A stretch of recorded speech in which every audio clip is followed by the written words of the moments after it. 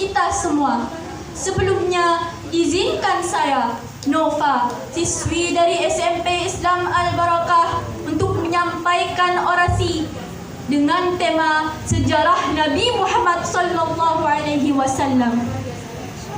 Saudara-saudara, Nabi yang sering disebut khairul khalqi, makhluk terbaik, dan sayyidul anbiya wal mursalin, pemimpin para nabi dan rasul, memiliki nasab yang luar biasa sucinya. Nasabnya dipenuhi dengan orang termulia generasinya. Tidak ada satupun darinya berperilaku tercela. Ialah Nabi Muhammad bin Abdullah bin Abdul Muttalib bin Hashim bin Abdul Manaf bin Qusay bin Kilab bin Murrah bin Ka'ab bin Lu'ay bin Ghalib bin Fihr ila akhirih Nabi Allah Adam. Beliau Nabi Muhammad sallallahu alaihi wasallam sebelum diutus menjadi rasul, beliau sudah mengetahui bahawa beliau akan diangkat menjadi rasul dengan tanda-tanda yang Allah kirimkan kepadanya. Beliau dengan Allah khususkan dengan berbagai gembira dan karamah-karamah.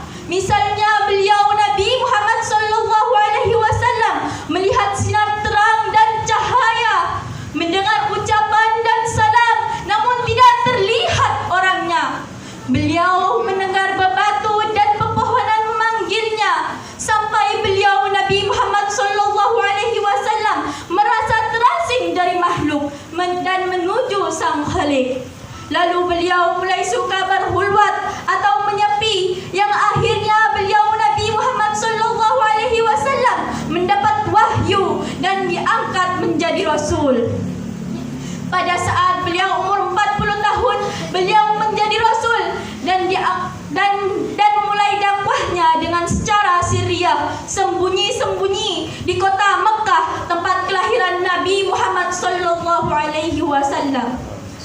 Berlangsung selama 3 tahun dakwah beliau di Mekah. Hal tersebut, kedudukan Rasulullah sallallahu alaihi wasallam yang masih lemah, ditambah dengan kandungan dakwah beliau yang sangat bertolak belakang dengan keyakinan prinsip masyarakatnya yang penuh nilai-nilai kesyirikan, beliau hadapi dengan sabar, beliau hadapi dengan lemah lembut.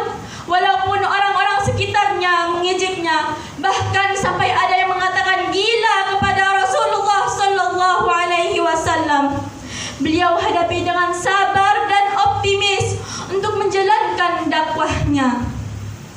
Lapisan masyarakat yang paling pertama beliau serukan ajaran Islam, yaitu keluarga dan kenalan dekat beliau. Itu pun beliau pilih pada mereka yang ada tanda-tanda kebaikan pada dirinya. Usaha beliau tidak sia-sia. Pada hari pertama dakwah beliau, terkumpul sejumlah orang yang menerima dakwahnya, yang penuh dengan keyakinan dan penghormatan.